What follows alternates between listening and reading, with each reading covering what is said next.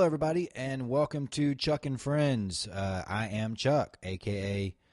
Chuck, DBA Chuck. I don't really have a street name. I'm not quite cool enough for that. Closest I ever got was some people used to call me Child's Play, kind of like the movie, you know, hey, Chucky from that movie where the demonic doll kills people.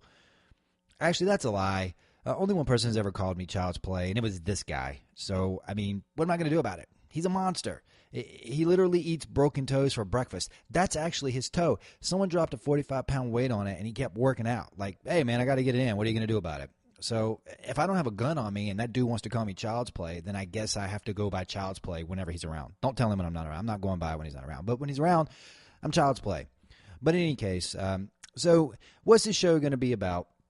You know, I used to do a podcast with you know, a friend of mine who's a comedian, as well as my wife, my beautiful and lovely wife, Z.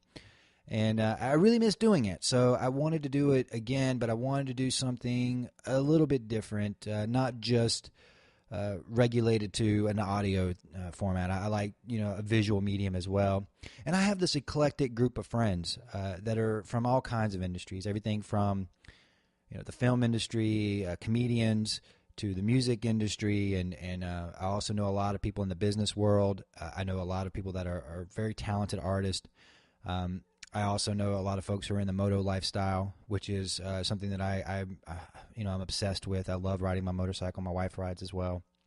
And then we also, you know, we're both big into martial arts. Me personally, I've been studying martial arts for a long time. And I know a lot of folks that are MMA fighters, and we watch the UFCs and Bellator fights, and we talk about them. And so we thought that, you know, we have some pretty unique takes on all of these things, and we wanted to share it with you. So with that being said, let's begin.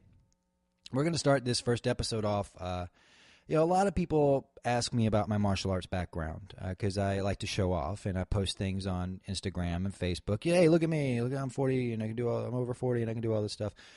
It's very vain. It's incredibly narcissistic. I understand that, but you know, whenever you're as talented as I am, you kind of have to put it out there. So you may not know this, but when it comes to martial arts, I'm kind of a big deal. I started training to be a cage fighter when I was 6 months old. Had my first match at 9 months, and I won. And I've never lost a fight ever in my entire life. Not one time I've ever lost a fight. So a lot of people ask me about it, and they say, hey, man, how do you train? What is it that you do? Why are you so amazing? Do you have any tips for us, Chuck? Can you tell us how to be like you? The first tip I would give you is to watch a lot of martial arts movies, and then, you know, don't worry about stretching or practice. Just emulate what you see on the TV screen, and then that's actually how I taught myself martial arts. I have no formal training, and as you're about to see in this demonstration that I'm going to give you in a minute, because I'm going to take you through one of my morning routines, you'll see that it really was very beneficial in helping me learn how to defend myself in a real fight. So without further ado, here's one of my morning routines. Yeah, you guys are in for a real treat, because you normally don't get to see this level of martial arts on display on the internet. Yeah, I don't think you can find videos of people actually doing martial arts anywhere else on the internet. So, you know, I hope you guys appreciate what I'm doing for you here.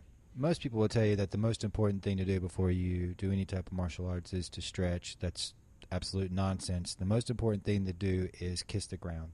This technique here is called kissing the ground. It's a hallowed martial arts tradition, and if you don't do it, the martial arts gods will not be good to you. More than likely, you'll die during the actual exercise. So make sure beforehand you kiss the ground.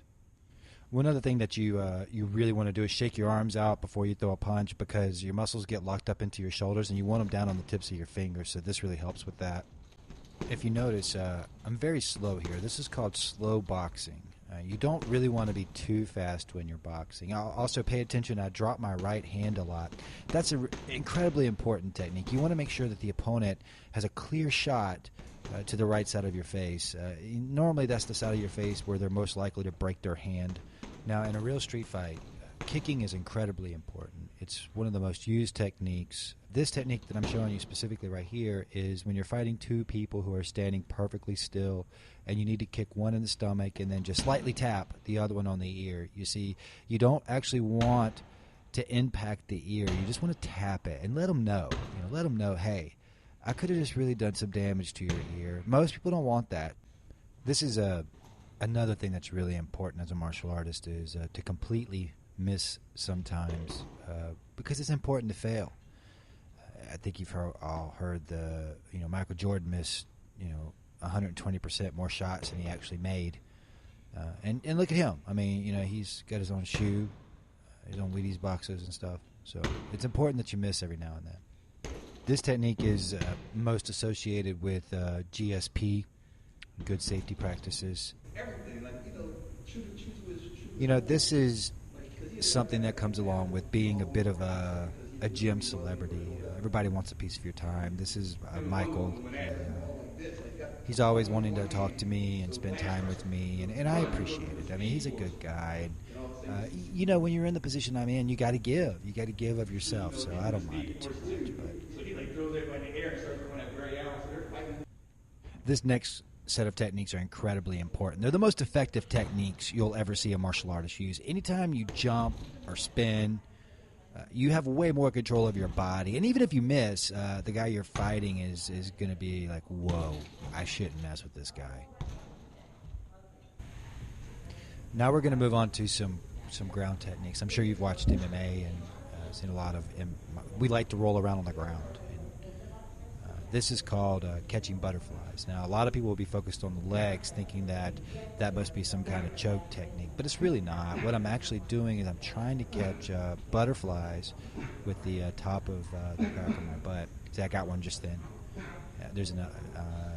You got another one right there. See, and what that does is it really helps you hone your ab muscles, so that whenever you are rolling around on the ground, you can effectively control your body. So, I don't even remember doing this. I don't know what this is. Sorry. Weird. This is a really good technique for fighting children. What you do is you wrap your legs around their waist, and then you do a crunch, and you elbow them in the head. As a martial artist, you have to be prepared for any situation. You're probably aware that a lot of martial arts are based on watching animals fight, like monkey kung fu, tiger kung fu. I learned this technique by watching beetles when they were flipped over on their back. It's, again, really good for fighting children, or if you want to kill someone in the longest way possible. It takes about 13 hours to kill someone by kicking them in the ankles.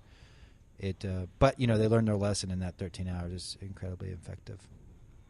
I also think it's very important as a martial artist to build muscle through cardio, and I want you to pay close attention to my breathing technique.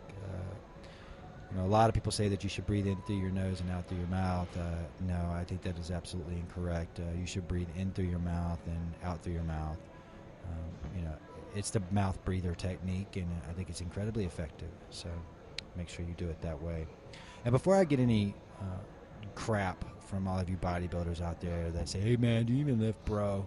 Do you even lift?" Man, I deadlifted a car the other day, but I can't really put that. I can't really put that on here. So after I do my cardio, I like to go into the locker room and watch the news for about an hour. And finally, I like to go sit in the sauna and pretend that I've been sitting in there for a couple of hours. Sit back like I'm just completely, it's just been here so long. And that was a little off center, so I had to do another take. See, let's get reset, put my hoodie back on. Man, it's so hot in here. I've been here for 2 hours now. Much better take, man. Much better take. And here I am getting busted recording myself in the sauna and making it look like I was doing something really bad by running out of the room. So, yeah, that's a typical morning. If you follow that routine, one day you'll be a great martial artist just like me.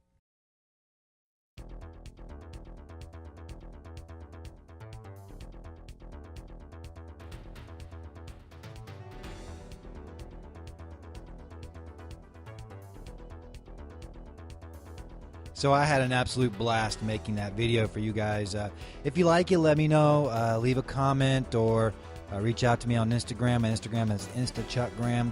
I am going to do at least one more episode. I recorded a lot of video on a ride I did this past Saturday with a bunch of good friends who are in that moto life, and We rode down to Whistle Stop, the famous restaurant from fried green tomatoes, and that brought up some weird feelings for me, so I'm going to talk about that a little bit. But again, I hope you guys really enjoyed this as much as I enjoyed making it. Take care. Bye-bye.